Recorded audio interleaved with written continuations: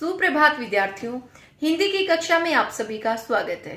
उम्मीद है आप सभी अपने घर पर खूब मन लगाकर पढ़ रहे हैं। तो प्यारे बच्चों, कविता 1-2 हम कर चुके हैं। अब आज हम करेंगे कविता 5।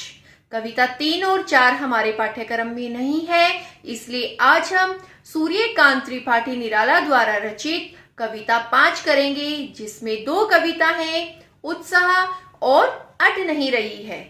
आज की कक्षा में हम करेंगे उत्साह कविता। उत्साह कविता करने के बाद आपके अंदर भी एक विशेष उत्साह जागेगा। तो करें उत्साह कविता प्रारंभ। पहला पद्यांश देखिए।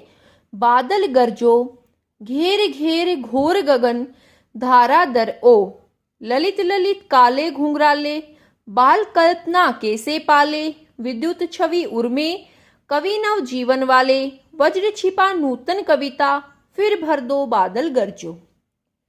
अर्थात सूर्यकांत त्रिपाठी निराला इस पद्यांश में क्या बताते हैं, देखिए। कवि बादल में क्रांति का स्वर सुनता है। वह उसके गड़गड़ाते स्वर पर मोहित होकर कहता है कि ओ बादल, तुम खूब गरजो, कड़को, तुम गड़गड़ाओ, तुम अपनी भयंकर गर्जन तर्जन से इस आकाश को घेर लो। तुम्हारे केश कितने सुंदर काले और घुंघराले हैं, ये कल्पना के विस्तार के समान घने हैं।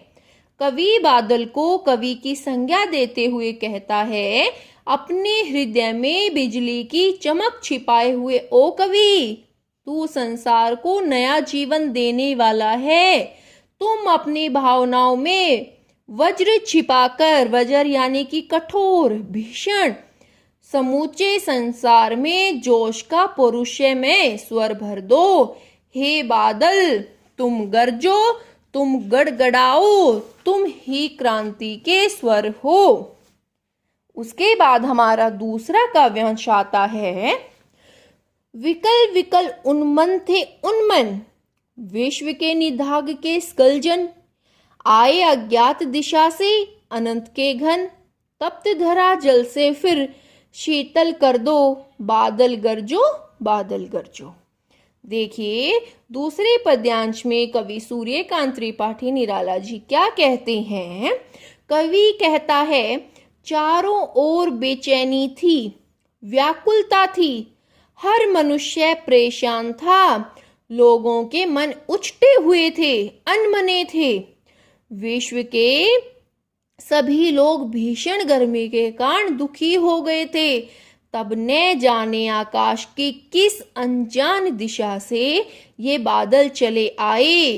कवि बादलों का आह्वान करते हुए कहता है, बादलों, तुम खूब बरसो और जो गर्मी से लोग झुलसे हुए हैं उनको ठंडा कर दो, उन्हें ठंडक पहुंचाओ, खूब गरजो।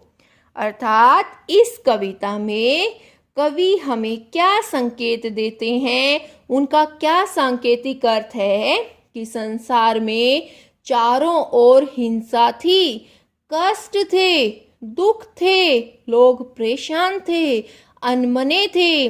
तब न जाने कौन छाया सा बनकर आया और दुख से पीड़ित धरती के लिए कल्याण और मंगल की वर्षा कर गया। कवि बादलों से यही प्रार्थना करता है, हे बादलों, तुम खूब गरजो, खूब बरसो और दुख पीड़ित जनता को सुख प्रदान कर दो। उम्मीद है आपको यह कविता बहुत ही अच्छे से समझ में आ गई होगी और आपके अंदर भी एक विशेष उत्साह जाग गया होगा। इसलिए जल्दी से अब पुस्तक निकालिए। उत्साह कविता को एक बार पुनः दोहराएंगे, उसके बाद इसका अभ्यास करेंगे।